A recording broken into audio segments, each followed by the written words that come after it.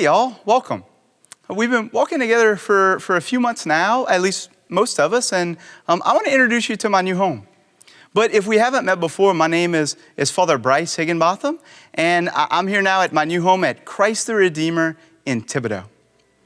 For these months now, we've been talking a lot about what surrounds our worship.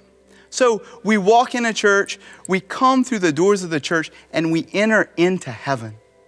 As we take the holy water from the holy water font, we are reminded of our baptism, that we have died with Christ and are raised again with Him. We're reminded that you and I have mystically passed through the Red Sea, from slavery to our sins to the freedom of children of God. And as we walk in making the sign of the cross, we remember the freedom of the cross. We publicly proclaim the love of God who died for us and our commitment to Him. So we come claimed for Christ by the sign of His cross, chosen by God to enter into heaven, to come to the wedding supper of the Lamb, the marriage, the feast, the rejoicing of God's place. And then as you get to your pew or as I get to the foot of the altar, we bend our knee. You might remember that for the Hebrews, the knee is a symbol of strength. And so as we genuflect before approaching the altar and our blessed Lord in the Blessed Sacrament, we bend our strength before our God. So we approach the altar, or I approach the altar on our behalf as a community of faith. Reverence the altar, where often there's a relic of the martyrs. And so we've come to the place here where everything happens. We've come to the place where the sacrifice of Calvary is represented. Come to the place where the sacrifice of the cross and the sacrifice of your heart and mind meet. The altar of the cross and the altar of your heart come together right here. So for the past few months, we've been talking about all these things and so many other things that surround our worship, that surround our life as Christians and as Catholics. And I want to invite you to something else.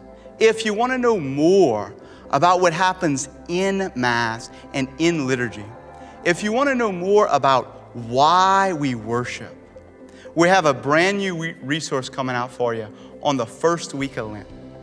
Dr. Brant Petrie and the Diocese of Houma-Thibodaux have produced Why We Worship.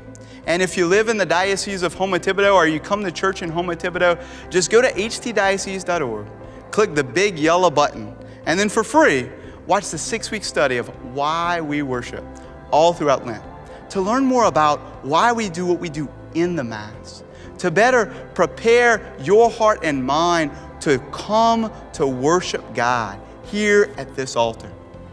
And y'all, whether we're in Houma or in Thibodaux, whether we're in Morgan City or in Grand Isle, whether you're in Uganda or in Scotland, like the Mass is the same. The mystery of God who comes down to you and to me is the same. And the reason that we do all of this, the reason that we do Fridays, the reason that we produce for you Why We Worship is to help you and to help me encounter the God who comes to us.